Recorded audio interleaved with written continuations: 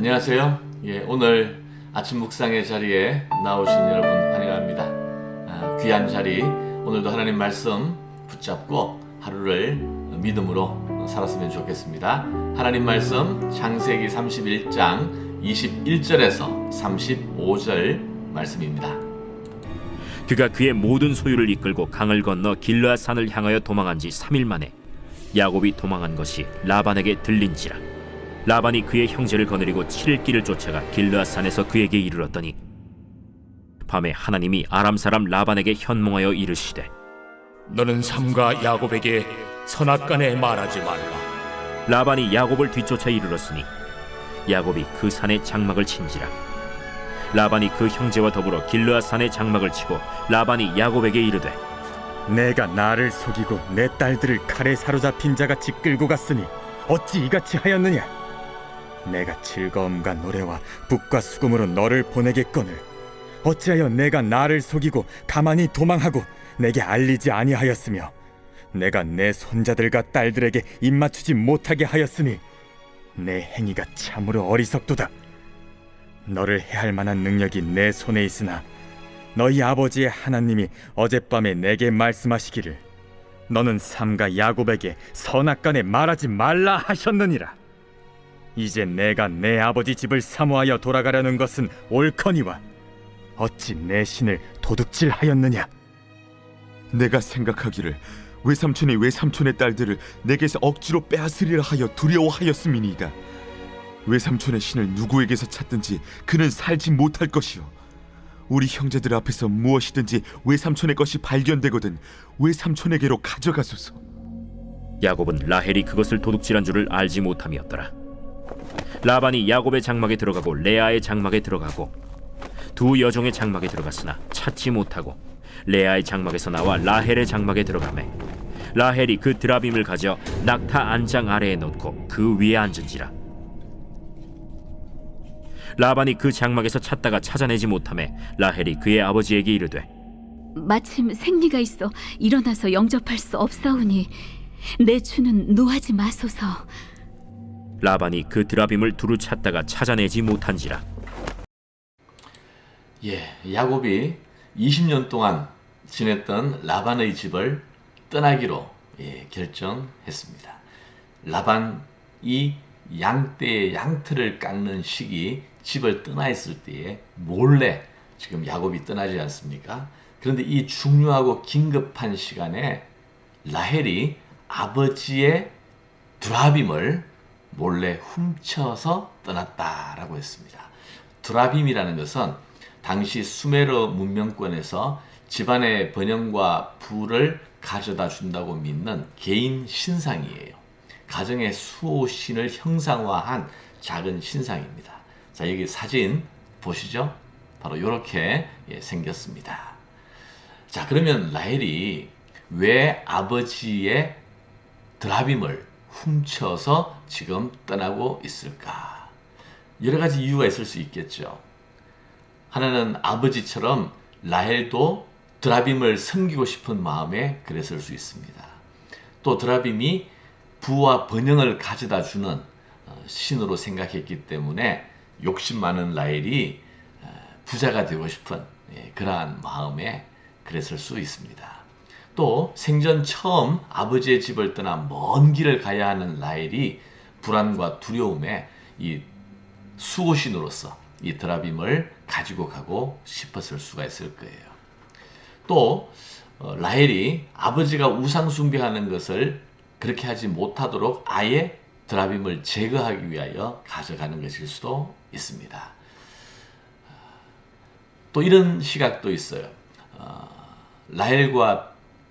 라헬과 레아가 다 아버지에 대한 좀 질려버린 게 있지 않습니까? 그래서 이기적인 아버지에게 상처받고 원망하는 마음으로 아버지에게 복수하겠다는 마음으로 이 드라빔을 훔쳤을 수도 있습니다. 여러 가지 이유가 있겠지만 정확한 이유는 오직 라헬만이 알겠죠. 그러나 이 드라빔을 훔쳐 간다는 것은 잘못된 행동이고 또 이것으로 인해서 큰 어려움을 겪을 뻔한 그런 이야기가 바로 오늘 내용이에요. 자, 라반이 야곱 일행이 몰래 지금 자기 집을 떠났다는 소식을 들었습니다. 언제요? 사흘 만에 들었습니다. 그래서 화가 난 라반이 사람들을 이끌고 야곱을 추적합니다. 7일 동안 추적을 했어요. 자, 23절 보시죠.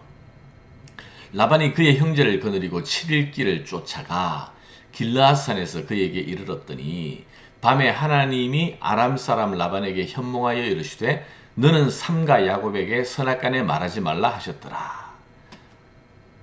라반이 화가 나서 사람들을 이끌고 추적하는데 하나님이 라반에게 나타나셔서 막아주셨다.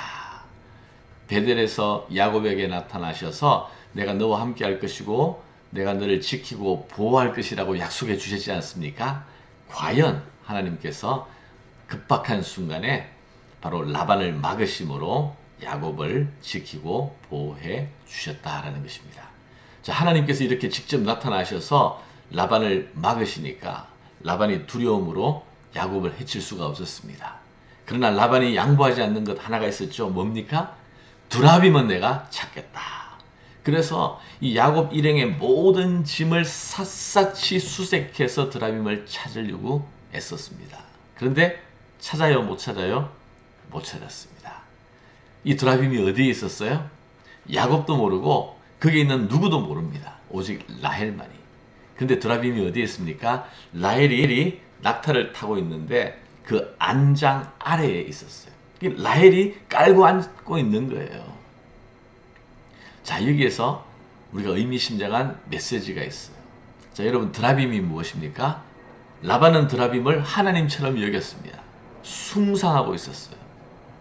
이 두라빔이라는 것은 편안하게 살다, 이런 뜻을 가진 티라프라는 말에서 나온 테라핌이라는 말인데 결국 인간의 마음은 편하게 살고 싶은, 남들보다 더 부유하고 더 잘 살고 싶은 이러한 욕망, 이 욕망을 실현시킬 수 있는 매개체로서 이 두라빔이 있는 거예요. 사실 세상의 모든 우상과 사람들이 찾고 섬기고 하는 것이 다 두라빔과 같은 성격의 것 아니겠습니까?